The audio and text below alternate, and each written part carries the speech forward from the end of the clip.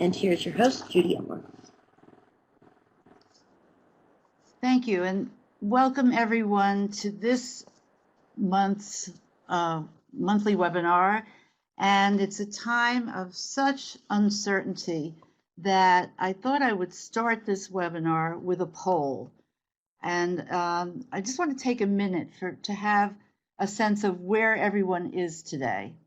So if you wouldn't mind just clicking on the answer that you are. And I just want to know how our audience is feeling. And, I think that a lot of people are going through a lot of different things. So just take a minute. We have,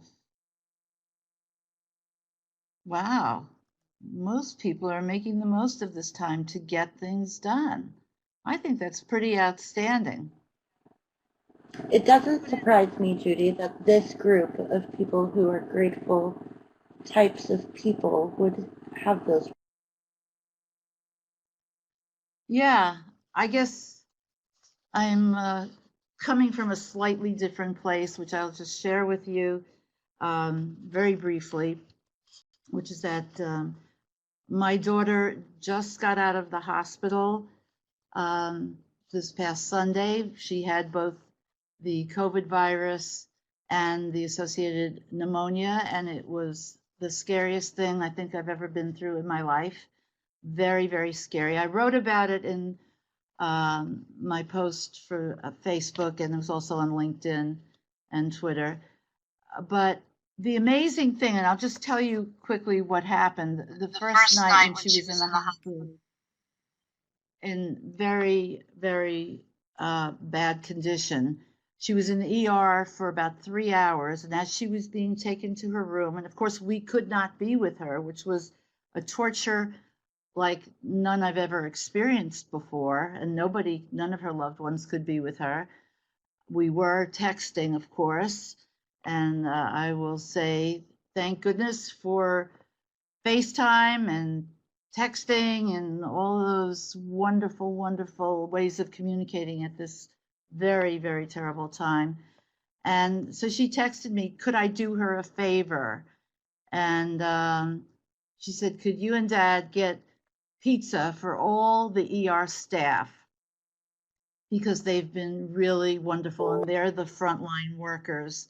And she dictated a note to us to give to Domino's Pizza, which was the only place open at that hour. It was about midnight. And it was from a patient in your care and her family, pardon the typo. The manager left out something, but what he did was make up for it by adding a line at the end. And she wrote, thank you so much for fighting this virus on front lines. You are very much appreciated. And the manager of Domino's said, with lots of love and prayers. And I thought that was just so amazing. And somehow we got that pizza delivered. And we have a couple of photos of the nurse who was able to come and pick them up at the door. And my daughter did not want to be named. She wanted them to think it could have been any patient who was there. So I know some of you have seen this post and commented on it, and thank you for your good wishes. She's recovering very slowly. It's a slow process, but if I sound a little shaky, I have to say I have a really too good excuse. I never wanted it. And so now I'm going to go back into my wonderful, grateful leadership state. And as I was sharing before the session began, it puts me in a whole different space to be here. And so thank you all for coming. I'm just delighted to have every single one of you here. It makes such a difference. And I am so delighted to invite I call her my Kathy, Catherine Kest, who I first met when I was delivering a training session at MD Anderson Cancer Research and Training Center. And it was a 2-day course on grateful leadership. And Kathy came up to me at the end and she said, Judy, This is my life's calling. I'll never forget her words. She said, I need to be able to teach this. And she became the second after Michelle Millette, who made me create she's from Volvo, and she wanted to teach this at Volvo, which she's been doing now for the past 3 years. She made me create a certification program. There was none before, and Kathy was the next person to benefit from it. And then after MD Anderson, she just became very well. She was always very involved in Toastmasters International, and she's the leader of District 56 Toastmasters International director, and they've got 5,000 members, and she's doing an incredible job. And she has made acknowledgement one of the key focuses or foci, I'm not sure how to say that, of her leadership. And Kathy, I am so proud of you and so excited to have you here as our lead presenter today. So let's take it, Kathy. Thank you so much, Judy. I love being here.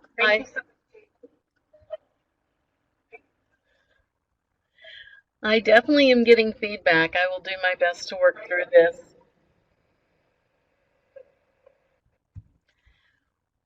We're going to talk about what I saw as the acknowledgement gap in Toastmasters, relationships, and then how we were going to fill the gap. First of all, let me tell you about Toastmasters. In 1905, Ralph Smedley, at 27 years old, decided to start the first Toastmasters group at a wonderful little group called the Young Men's Association. In 1924, it actually began to take off as Toastmasters. And we are now at 348,000 members in 143 countries. My district only has 5,000 of those members and 200 clubs. We are located in the Houston, Texas area, or 90 square miles, north, south, east, and west. So it's a fairly large group. I want to tell you a little bit about the club meetings because they incorporate or encompass the people that are leaders and helps you to become a leader, not just a speaker. As a Toastmasters group, we have someone leading the meeting, which teaches you to be a facilitator.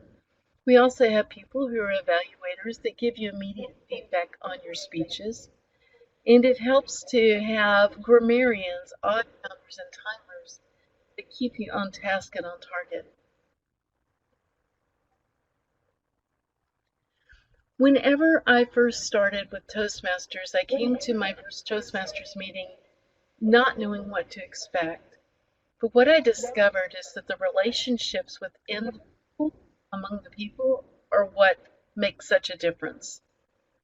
We really genuinely care about each other, and our goal is to be better tomorrow than we are today.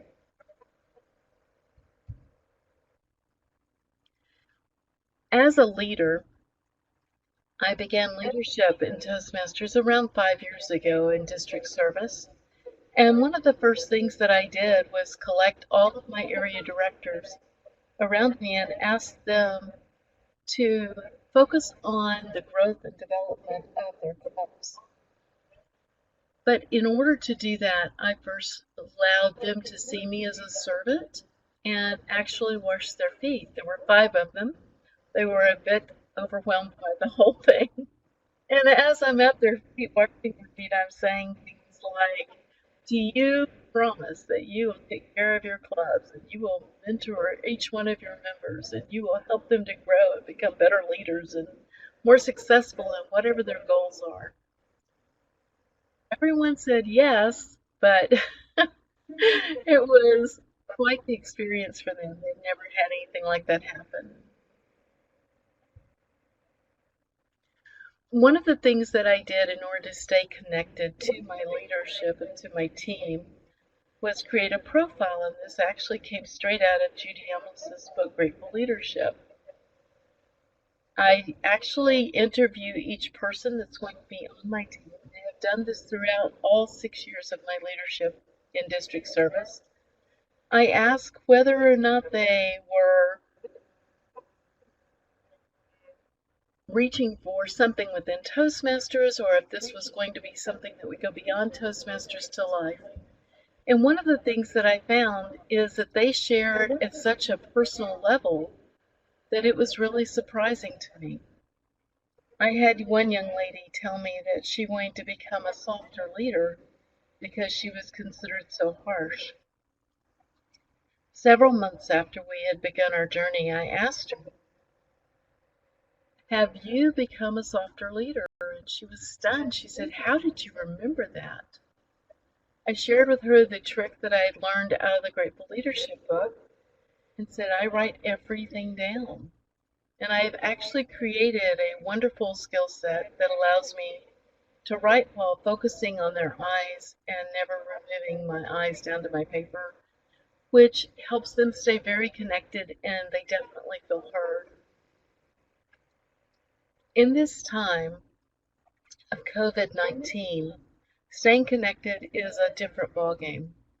We're finding ourselves meeting on Zoom or Jitsi or any other type of media that will allow us to see each other's faces. I found that this is incredibly important, especially in today's time, because people are feeling that isolation and that aloneness and not being able to be with their family members. By the way, Judy, just hearing you share about Stephanie touched my heart to the point of thank you so much. Thanks. You're welcome, my friend. I think the most important thing that I have learned in Toastmasters in regard to grateful leadership is that grateful leadership is the avenue for reaching people at a deeper level. Toastmasters is a great organization at recognizing people. They give awards all the time, but what they didn't know anything about or what they didn't represent was acknowledgement. They didn't understand that going a little bit deeper made such a difference. At all of the meetings that we have in District 56, I have the privilege of addressing the crowd. And one of the things that I talked about was acknowledgement, and I would take someone out of the audience at random. They had no idea I was going to do it, and I honestly didn't know who I would choose before I did it. And just ask them to stand. And while they're standing in the group of 100+ people, I talk to everyone and go, I want to tell you a little bit about this person. I tell about who they are, where they came from, what their challenges have been, of course with being discreet, but that they have worked through some of the hardest situations and come out so strong because of who they are and their personal values. I recognize and I pay attention to the item or the accomplishments that they've achieved, but I always bring it back to who they are as a human being and teach people across the board in District 56 that acknowledgement goes so much deeper and is so much more powerful than just recognition or a simple thank you. The first time that I saw this displayed in a meeting after I had done it or exhibited it at one of our meetings, I walked into Unity Toastmasters and they literally threw out a red carpet for me and had a bouquet of flowers and announced me like I was a princess. It cracked me up. And that was awesome. And then they actually acknowledged me. It made me tear and I was just so very, very touched. Well, I thought that would be it. But oh no. They had built into their entire program acknowledgement of every role of every person in their program. That's like 10 or 12 people that they acknowledged before they had them come up to the front to lead. Things like our eye counter today is John Smith. John is an amazing leader. These are some of his accomplishments, and this is why he is the man that he is. I saw acknowledgement working firsthand and was truly touched. I could not believe that my simple message, which of course is Judy's movement, had gone across so strongly that people were just couldn't wait to acknowledge each other. I've seen it many times over. People call me all the time and go, "Wow, we've never seen a leader like you." And I know that it's not me, it's the message that I'm presenting, and I'm very grateful to be doing that. In Toastmasters, we have something called the hashtag My Why. And I'm going to share with you two my whys. One is why I started in Toastmasters at all. In 2010, I had given a presentation at MD Anderson Cancer Center as an IT project manager. It was just a few minutes long, like 5 to 7 minutes long. Someone tore the bottom of a piece of paper off in the audience. The front was a personal note for me. The note said, 27 us in 5 minutes. Please, please, please find a Toastmasters group. This is painful. I was shocked, broke my heart. First I was mad, then I cried, then I took my mentor at MD Anderson and said, "Look what they did to me." All he wanted to know is, what is Toastmasters? And off the journey began. As I look back, I now know that I have the privilege and honor of helping many, many, many people find their why in Toastmasters. But what is my why in grateful leadership, and how do they combine? As Judy shared, whenever I heard the message of the my why in grateful leadership at MD Anderson, she was teaching a 2-day class. The first day blew me away. A dear friend of mine named Todd was sitting beside me. He was a manager. And he expressed that whenever he was giving out a thank you card to all of his employees, he was brokenhearted to put them in the trash the next day. He didn't understand why no one paid any attention to his, "Dear John, thank you so much for your job, Todd." After this class, he understood that instead of, "Dear John, thank you so much for what you do," he needed to focus on what John had done. And we both loved and adopted the theory behind behind grateful leadership, and began to implement that. I watched the relationships around me grow and develop and expand, becoming beautiful friendships that have lasted me for years. The next time Todd wrote a message to his employees, he found them tacked up on the boards behind their desk. We have so many opportunities to be grateful, so many opportunities to be thankful in this day and time. And one of my biggest areas for gratitude is the privilege and honor of understanding acknowledgement versus recognition and being able to implement that. Having a voice in Toastmasters is bigger than anything I ever thought I would experience. I know Judy has spoken to hundreds of thousands of people. I only thousands. But the opportunity and the honor of presenting the mindset shift from recognition to acknowledgement I've watched people's lives change. For me, that's the best and biggest gift I've ever experienced. Therefore, what I am trying to share with you guys is that grateful leadership isn't something that is done in a vacuum.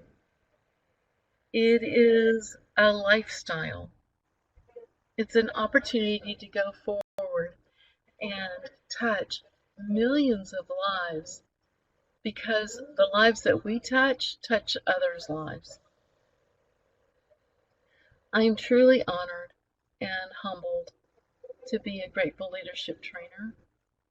I am honored to be the District 56 Director.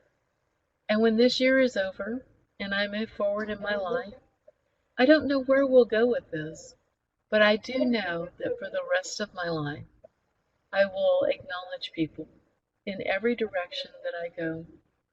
Because without acknowledgement, lives are not as rich or as full. And I am grateful to be one of the small factors in that leadership. In summary, Toastmasters is a wonderful organization. As you've heard, we're 94 years old. It won't be long before we're 100. And while there is a great focus on awards, it's not enough. And people at least know that there's an option now. Acknowledgement is being used district-wide, so all of the different clubs have at least heard of it and understand it. That, to me, is a huge accomplishment. And watching people's lives change because of this movement is one of the greatest purpose-filled accomplishments of my life. Judy and Roxy, thank you guys so much for the opportunity to speak today, and I am open and available if you have any questions. Kathy, that was amazing, and I knew you had done this, but I didn't know how you brought it to every member's life. This is just truly a whole new level for the Grateful Leadership Movement. You know, it's a whole new sphere and realm for us to be in, and I'm so grateful to you for making it such a critical part of your leadership role. So I know that you're changing the world every minute of every day, even while you're in your little bubble bath. Forgive me for that. You're thinking of ways you can change people's lives. I know that. That's what you do when you relax. So this is just, you know, I really have taken grateful leadership into every industry, but it's been such a corporate environment or, you know, association environment. And now you are just bringing it to the level of this is how the organization will be. And this is how your district will be. But I'm going to introduce everyone in a little while to Betty and Michael Friedlander, who are also with Toastmasters, among many other things. And they're going to be presenting next month. And maybe this is an inspiration to Michael, who's president of a Pennsylvania chapter, to do what you've done. I mean, maybe it's a national focus, you know, or international focus. I know you're an international organization. So thank you for that. And let's take a few questions. Does anybody have anything they want to ask Kathy about her practice, how she's done it, how, you know, how she keeps herself going with it? Who has a question? I will just continue to gush if there are no questions, so you better stop me. Trudy, could I say something about Toastmasters? This is Michael and Betty. Sure. Love to have you do that. Okay, so you probably know that we've been involved in Toastmasters. Both Betty and I are distinguished Toastmasters. We've been in the organization since 2003. And in volunteer organizations, what is often sorely lacking is acknowledgement and a feeling of appreciation. And I have been the subject of not feeling appreciated many times. And I don't think it's unique to Toastmasters, because Toastmasters is just another group of individuals, but it's easy to forget the simplest thing and provide heartfelt appreciation for someone's volunteering or contributing. And I truly endorse what Kathy is doing. Now, we have a Toastmasters club, and we make a point of, at the end of the meeting, to acknowledge people and appreciate what they've contributed to the meeting. But I don't think this is unique to Toastmasters, and especially in volunteer organizations. I mean, why are we doing this? And the simplest payback to a volunteer is to make them feel appreciated and acknowledged. So thank you for that. Thank you, Michael. That's perfect, Michael. Thank you, Michael. Guys, may I share? I want Kathy to. Guys, may I share a story? Sure. This is Kathy. Once upon a time, when I was President Michael,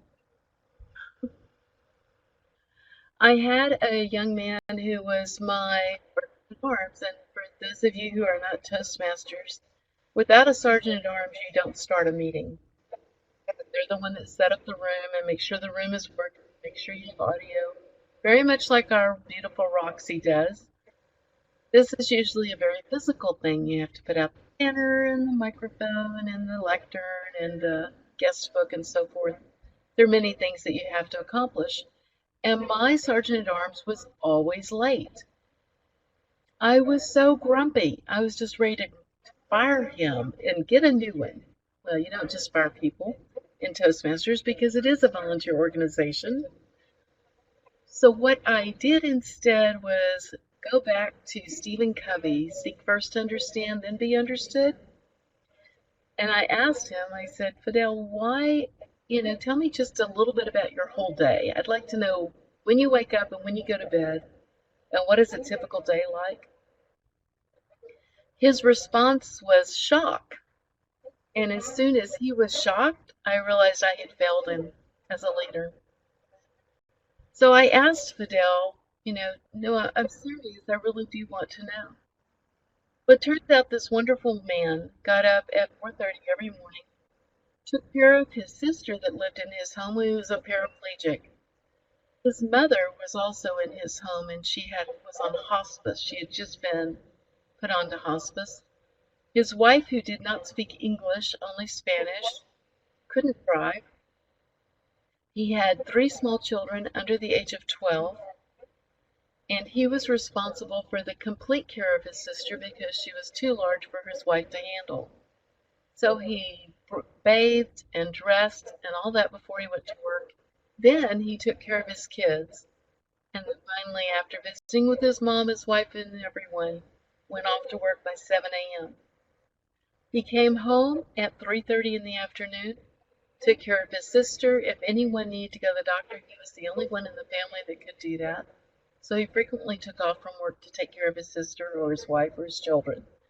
He helped his children when he got home that day and helped them with their homework, hugged his wife, visited with his mother, his sister, and went to another full-time job and would get off at 2 a.m. to get up the next morning and do it again.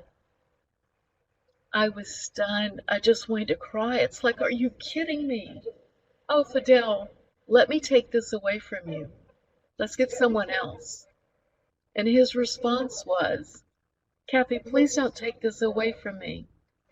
It's the only place I feel acknowledged.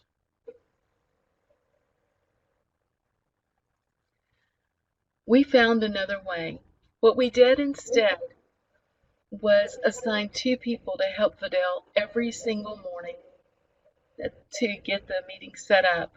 This is once a week, and he could always stay late. He went from being a supervisor to a manager, and now he's a director at Rice University.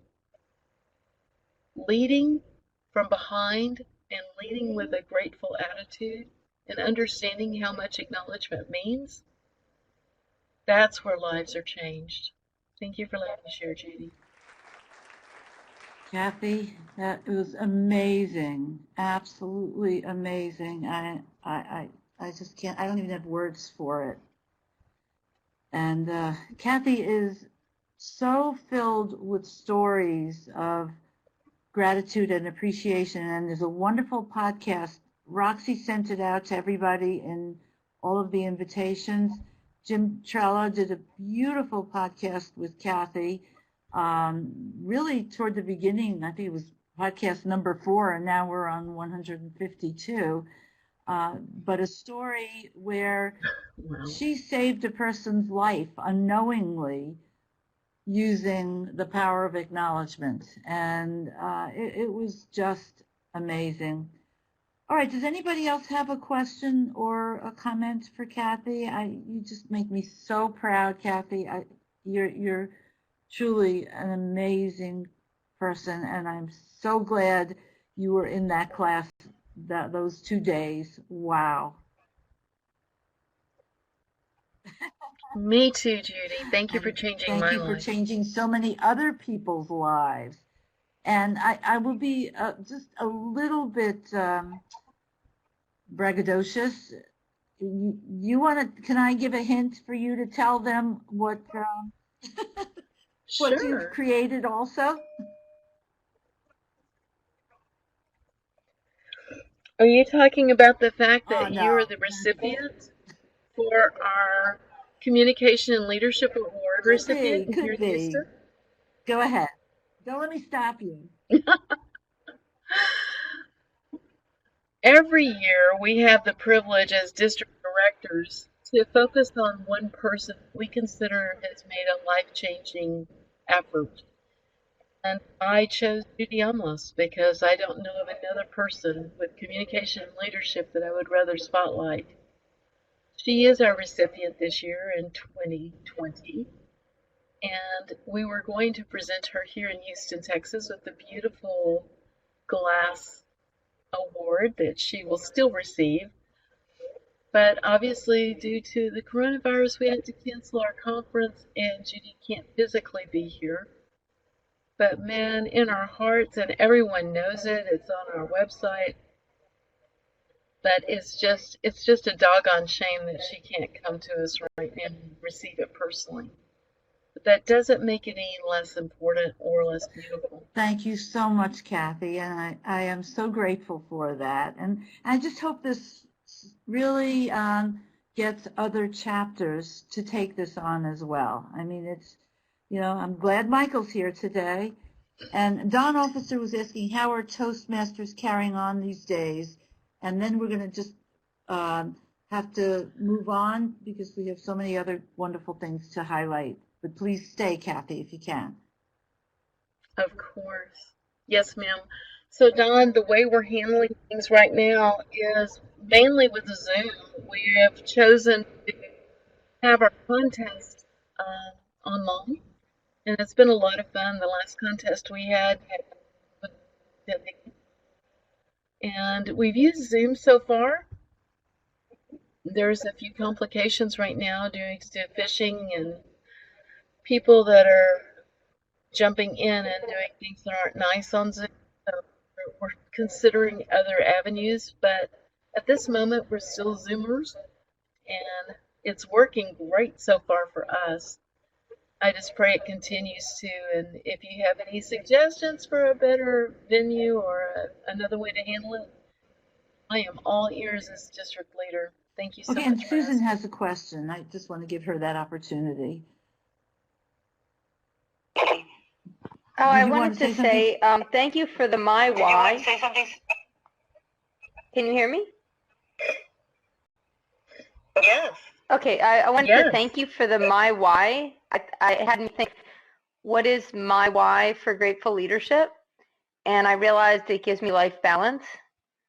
So actually acknowledging gratitude, acknowledging other people actually gives me balance in my life, because as Judy knows, I've told her many times, I'm a very left-brain person. So grateful leadership puts me into my right brain, and it gives me balance in my life. So I want to thank you for that. I think that's a wonderful thing to look at, and it also makes me think about why I want to be better at acknowledgement, and I like to constantly remind myself of that, so it keeps me motivated and engaged. Thank you so much, Kathy. And I also wanted to say, Kathy, I disagree with you on one thing.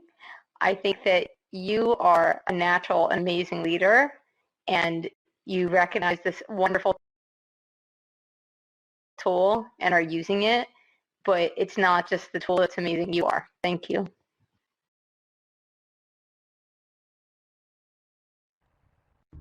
Thank you so much, Beautiful. Susan. Okay, Kathy, any closing words you want to say? And then please stay with us while we show you some of our other wonderful features. No, ma'am, I am content to be silent and enjoy the rest. Okay, thanks a million. All right, and since we have Jim Trella's podcast up already, we're going to just play. Roxy, why don't you pick it up where we decided to start it? We won't listen to the whole thing, but he's got a great reminder for us. Podcast. In the last episode, I spoke of how grateful leadership is needed now more than ever. And I encourage every listener to stop, take a deep breath, and look at all that we have. These are unprecedented times.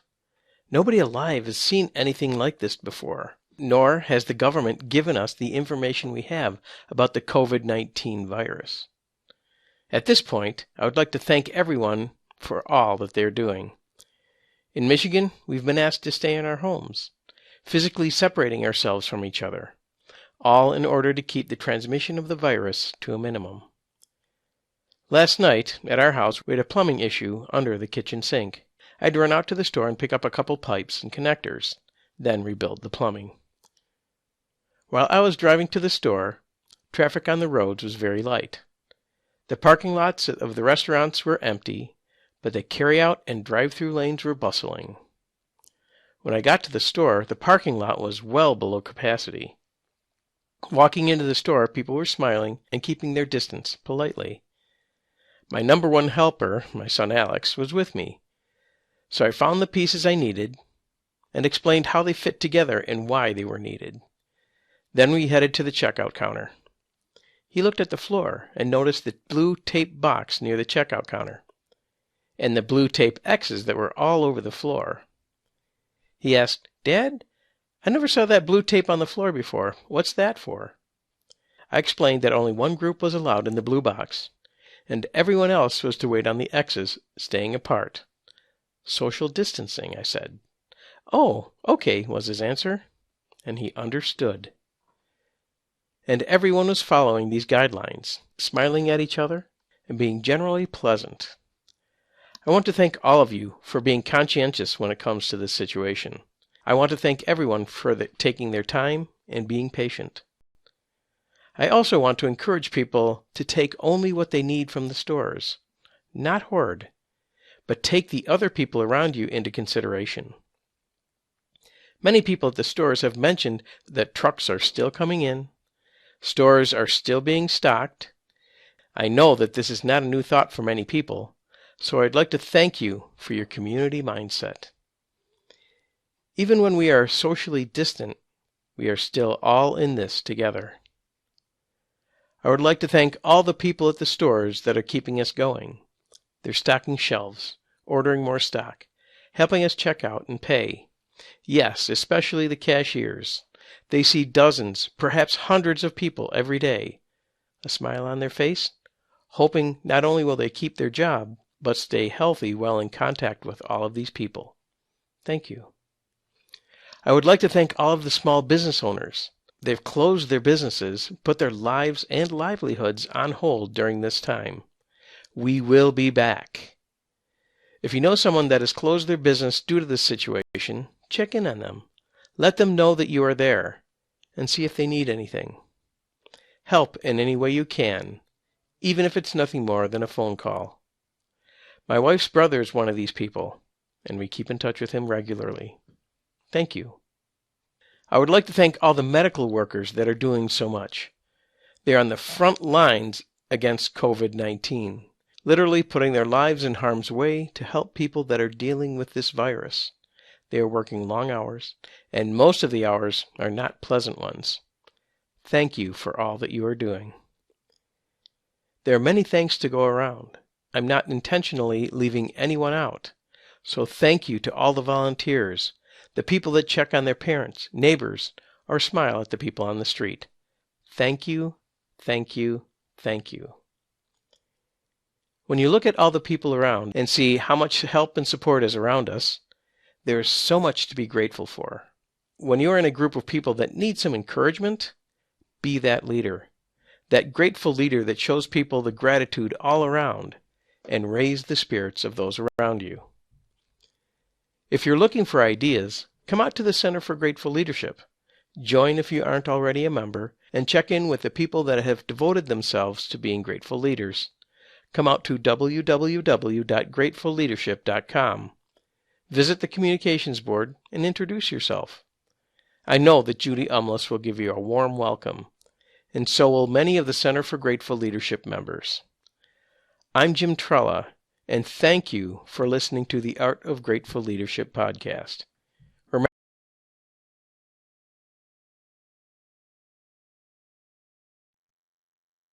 And his tagline is, remember to acknowledge someone each and every day. And I acknowledge you, Jim Trella, even though you're not here, for your constancy, for your persistence, for your brand new messaging every single week. I am so grateful to you, Jim, because I know you'll be listening to this webinar once it's archived. And it's just amazing. He speaks as a true leader. So I'm so appreciative. All right.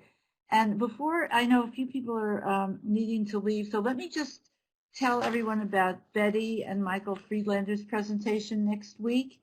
And it's this is the working title, Grateful Leadership in the Context of Masculine and Feminine Dynamics. And I just think that's a fabulous topic because people are so terrified of being perceived as too warm and fuzzy, especially women. So I can't wait to hear that one. And Betty and Michael are experts in masculine and feminine dynamics. They have delivered workshops for many, many years on that. And they founded a course called Blissfully Married in 2015, which I'm sure they are. Betty or Michael, do you want to say a quick word, and then we'll move on to the rest of our offerings? We have to stop our smooching. Because we're blissfully married, yes. Well, we look forward to giving our presentation. Thank you. Thank you. Michael, anything quick? No, Judy, thank you so much for providing this. It was great, and it's a real uplift in the middle of our day, and we are looking forward to our presentation. Wonderful. We look forward to having you next month. Okay, so thank you. Oops, let me, okay. All right. We had a little echoing, but all right, so we have seen the podcast. I want to just entice you with Harry Waldron's lovely contribution. I love this, you know, hopping aboard the CGL Express is what that's the vision of this train, and heal the world is his acrostic, which we desperately need. So I invite all of you to go to the member contributions, member articles on the CGL website, and please read it. His words are just so precious and healing in and of themselves. Then we have our real expert at connecting grateful leadership to everything good in the world. I'm so grateful to you, Don Officer. And he talks this month about something that really fascinates me, which is proactive gratitude. And this was from a book by Dan Sullivan and some workshops that he leads. Don, do you want to say just a few quick words?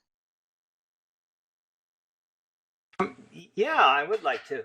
First of all, I was kind of surprised in a way by his take on gratitude, and his little book, which by the way isn't available for general usage. I think you have to go to his workshops to get one. But essentially, he's saying that this is really the heart of what it means to be an entrepreneur, at least one that's worth having around, because we know some entrepreneurs are less than noble in their intent. And he said, it's, you cast your bread upon the water, as they say in the parable. You go forward being grateful before there's something to be grateful for, because you believe in a positive future and your contribution to it. And I think that's another step and another aspect of what we talk about here. And I think it deserves a little bit of attention, because, especially now. And he's put out a number of podcasts. I may have mentioned this briefly in the piece, telling us how to survive in scary times. And he said, if you're in business, don't go out there and try to sell your product.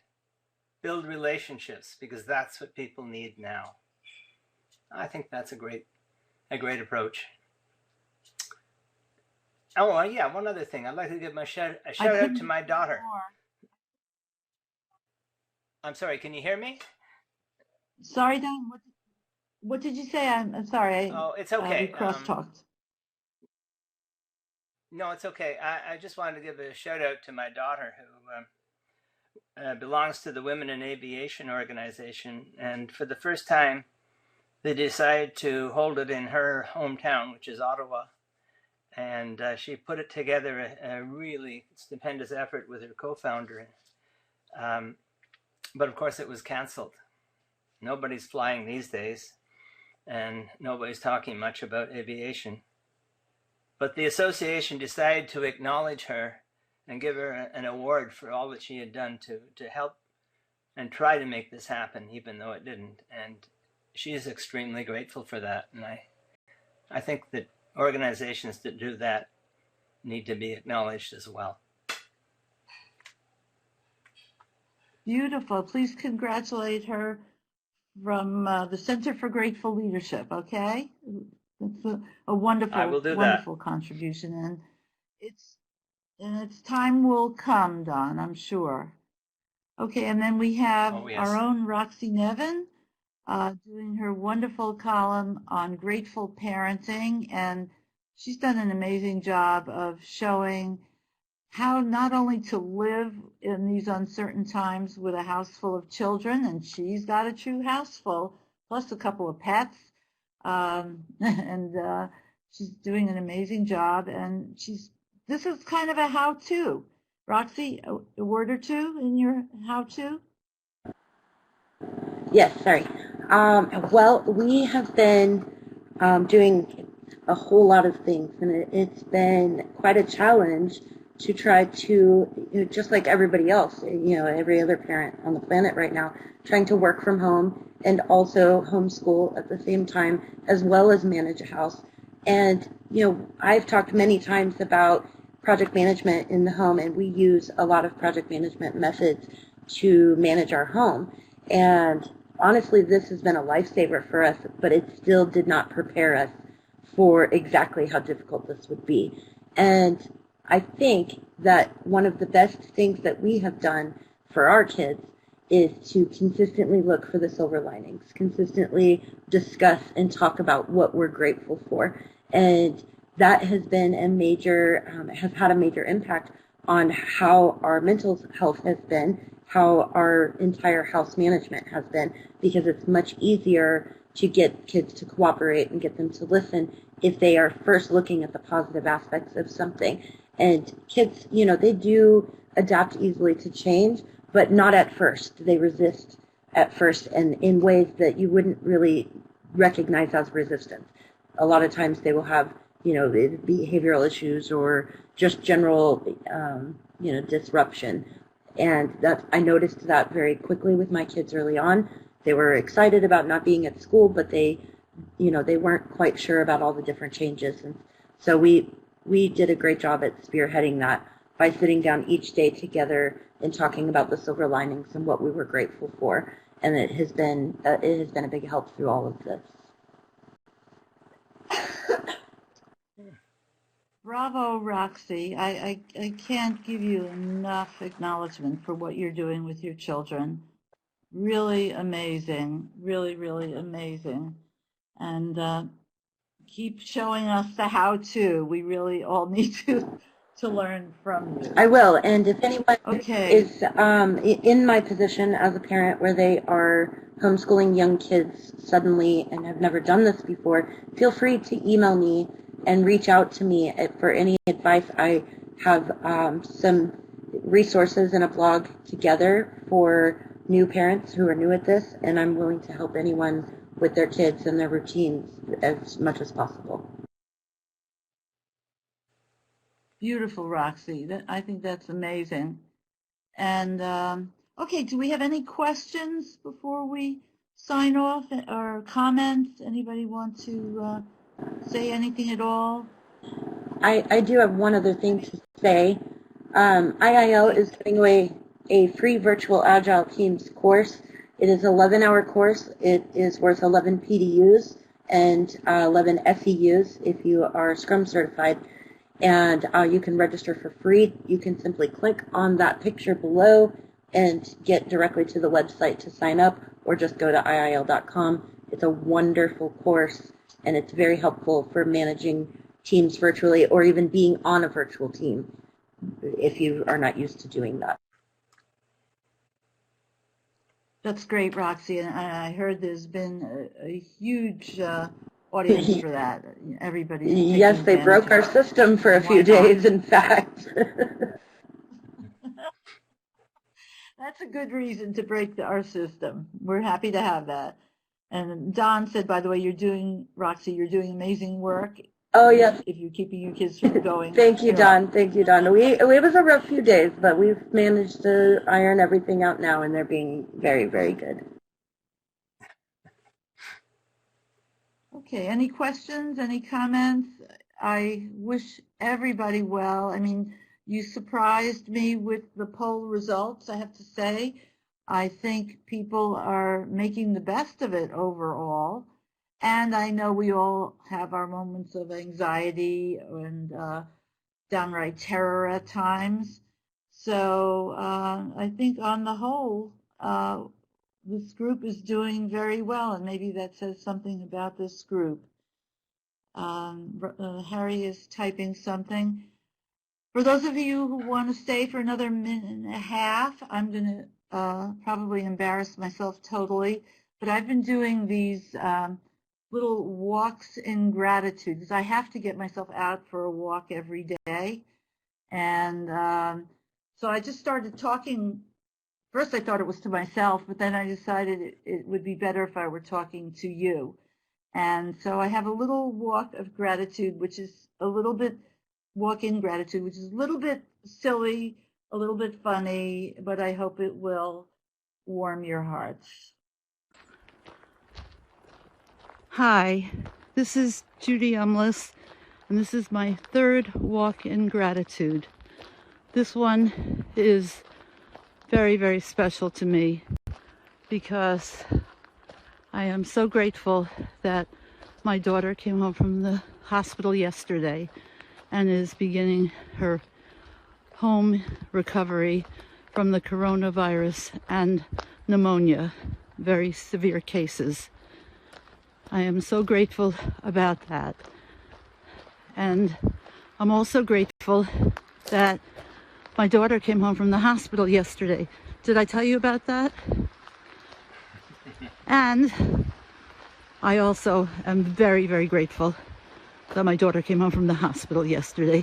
Yes, it's hard for me to focus on much else, except I will add that nature is truly beautiful, and I am very grateful for it, but not as much as for my daughter's healing process. And I'm also very grateful to the wonderful healthcare workers who are sacrificing so much to make her well, and everyone else they come in contact with. So the bottom line is I'm grateful, and especially that my daughter came home from the hospital yesterday. Bye. That's so touching.